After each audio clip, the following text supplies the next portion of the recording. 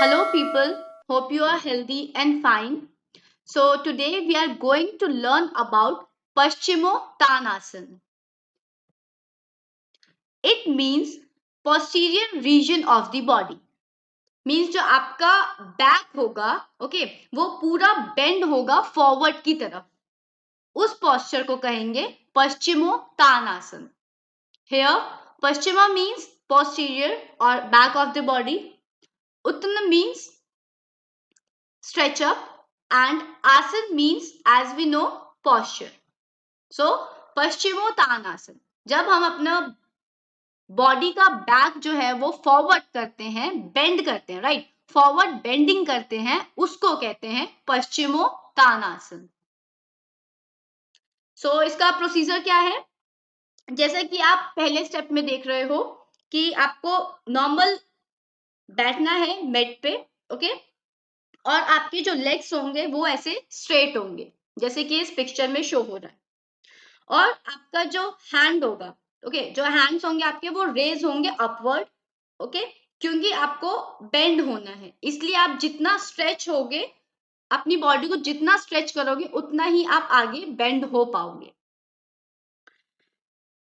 तो आपको ग्रेजुअली धीरे धीरे मीन्स आपको बेंड होना है आगे की तरफ जैसा आप सेकंड स्टेप में देख सकते हो और आपकी हैंड की जो पोजीशन होगी आप या तो उसको जो इंडेक्स फिंगर होता है उसको हुक बना के लाइक हुक स्ट्रक्चर में आप थंब को लॉक कर सकते हो ओके या नॉर्मली आप टच कर सकते हो जितना आप कंफर्टेबल हो इस पोस्चर को बनाने में ओके स्टार्टिंग में आप आगे ही नहीं हो पाओगे ओके इतना बेंड नहीं हो पाओगे पर प्रैक्टिस से ही आप आगे बेंड होगे और आपका जो हैंड होगा वो आपके जो पैर है फीट है राइट उसको टच भी होगा सिर्फ प्रैक्टिस से ही ओके तो हम सेकंड स्टेप में थे आपको ग्रेजुअली फॉरवर्ड बेंड होना है और आप अपने इंडेक्स फिंगर से आप थंब को लॉक भी कर सकते हो ओके या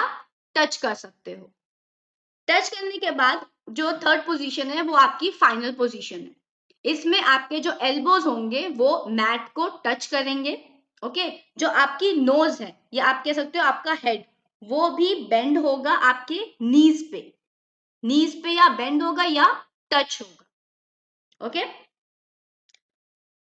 अब इसको रिलीज कैसे करना है इस पोस्चर को सबसे पहले आपको जो हैंड आपने जो लॉक किया था उसको रिलीज करना है ओके धीरे धीरे ही आपको ऊपर की तरफ होना है मींस बैकवर्ड होना है ओके उसके बाद आप लेग्स को रिमूव कर सकते हो ओके मींस कि आप स्ट्रेच किया था जैसे आपने पहले तो उसको आप नॉर्मल पोजीशन या सुख आसन में आ सकते हो ओके तो इसके बेनिफिट्स क्या है first point is increase flexibility अगर आप पश्चिमोत्तानासन कर रहे हो तो आपका जो पूरा बॉडी है ओके वो पूरा ही बेंड होगा मींस आपके हैंड्स भी इन्वॉल्व होंगे आपके लेग्स इन्वॉल्व होंगे आपका एब्डोमेन आपके शोल्डर ओके तो इसलिए ये पूरी बॉडी की फ्लेक्सिबिलिटी इंक्रीज करता है नेक्स्ट इज इम्प्रूव डाइजेशन अगर कॉन्स्टिपेशन है या फिर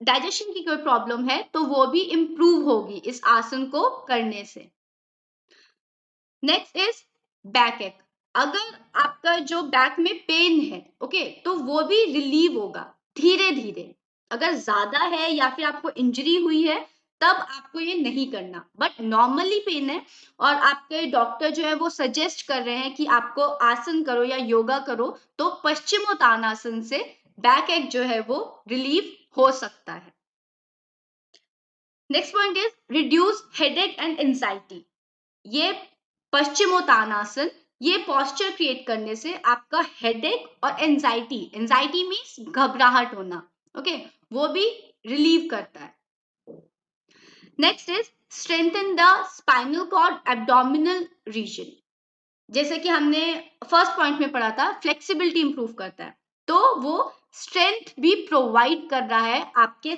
थाइस ओके आपके एब्डोमिनल मसल्स आपके स्पाइनल कॉर्ड शोल्डर और लेग्स को भी okay next point is helpful to correct posterior postural deformities. Okay, तो डिफॉर्मिटीज क्या हो सकती है? काइफोसिस और लॉर्डोसिस एंड स्कॉलोसिस भी कहते हैं। 3 टाइप की डिफॉर्मिटीज होती है। ओके, मींस आपने देखा होगा हंचबैक होता है किसी को, राइट, या फिर किसी को लॉर्डोसिस की प्रॉब्लम होती है।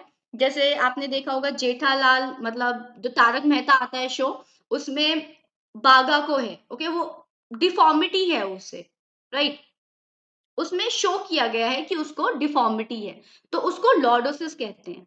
ओके, तो ये डिफॉर्मिटीज होती है।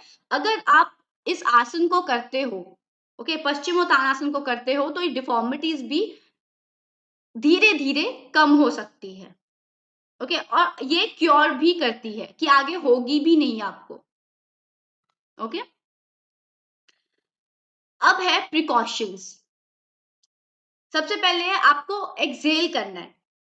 जब आप बेंड करोगे उस टाइम आपको एक्सेल करना होगा, तभी आप ज्यादा बेंड कर पाओगे। नेक्स्ट इज आपकी जो मसल्स होती है उसको रिलैक्स रखना है, ठीक है, स्टिफ नहीं रखना, वरना आपको स्ट्रेन हो सकता है। तो इसलिए आपकी जो मसल्स होंगी या शोल्डर्स की या लेग्स की, आपको रिलैक्स रखनी है, ताकि कोई जर्क ना आए। ओके, और जितना आप कंफर्टेबल हो, जितना बेंड करने में, उतना ही करना है, क्योंकि प्रैक्टिस से ही आप अच्छे से बेंड कर पाओगे। तो जितना हो रहा है उतना ही करना है, पर मसल जो होगी आपकी वो रिलैक्स होनी चाहिए। Next point is maintain final position as you are comfortable. जैसा मैंने कहा था कि आप कितना कंफर्टेबल हो उतना ही आपका फाइनल पोजीशन होगा वो।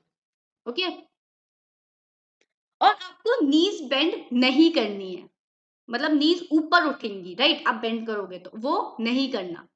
तो इसलिए आप जितना कंफर्टेबल हो उतना ही इस पोस्चर को मेंटेन कर सकते हो। Next is in Contra indications. तो क्या होंगी?